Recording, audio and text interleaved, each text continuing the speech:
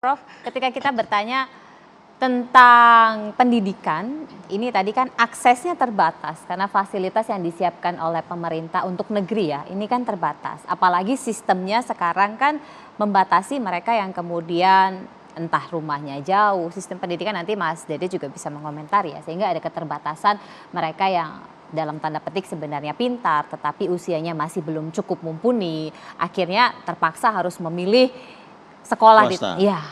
Ya swasta itu kan tidak, yang banyak itu kan pesantren NU, negeri dan seterusnya. Di kampung saya, sekolah-sekolah itu Mas Dede ya, SMP, SMA, SD, SMP itu sudah pada kosong. Karena mereka sudah anak-anak hasil dari zaman Pak Harto itu sudah banyak ngentas gitu. Dan teman-teman NU ini mobilitasnya kalau dulu terbatas, sekarang udah mobilitas jadi doktor, jadi master, banyak sekali. Dan ini sukses yang oleh Esther Duflo, pemenang Nobel, sukses dari pendidikan yang dimulai zaman Pak Harto ya. Dan itu penelitian yang indeks pembangunan manusia itu ada benarnya tapi salahnya banyak. Masuk kita kalah sama negara Afrika yang terbelakang, ya enggak.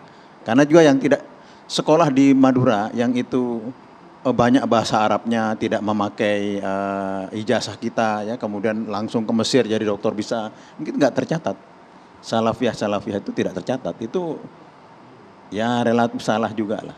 Tidak seperti itu ya. Dan kita, tapi memang senjang juga ya, karena Jakarta ini pusat pendidikan, dan itu kalau dipisah itu menjadi negara yang relatif maju. Ya. Apakah DPR juga catat itu? Ada kesenjangan yang sebenarnya ini gapnya harus.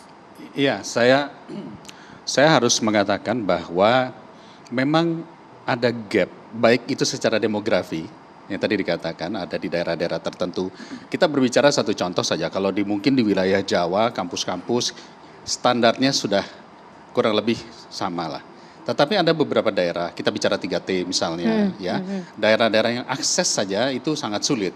Tentu kita tidak bisa berharap memiliki sebuah kampus-kampus atau sekolah-sekolah yang berkualitas besar. Walaupun banyak juga yang memompa dirinya dengan baik. Maka dari itu sekarang kan kalau kita bicara pembiayaan, saya kembali ke Dikdasmen dulu ya, pendidikan dasar dan menengah. Itu sudah ada, selain ada BOS afirmasi, ada BOS kinerja. Itu lebih dari cukup. Sudah cukup. Ya, nah, sudah cukup. ketika berbicara pendidikan tinggi, memang ini yang menjadi satu isu besar. Salah satu faktornya adalah belum tentu di sebuah wilayah ada kampus yang sesuai dengan industri yang ada di situ.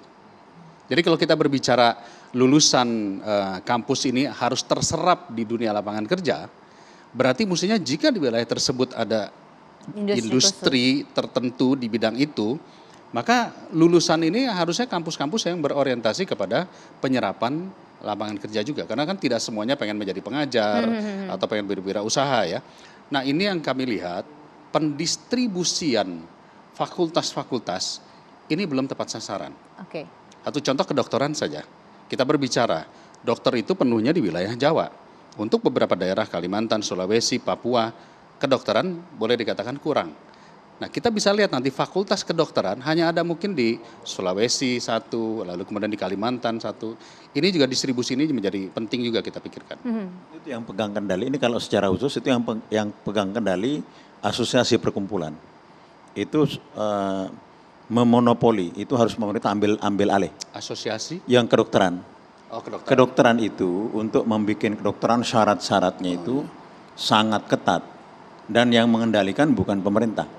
Itu harus diambil oleh Mas Dede, harus mengambil alih itu.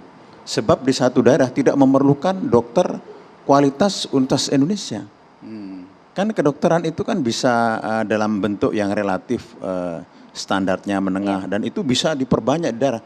Sekarang mau bikin fakultas kedokteran, itu rekomendasi dari asosiasinya itu berat dan itu monopoli.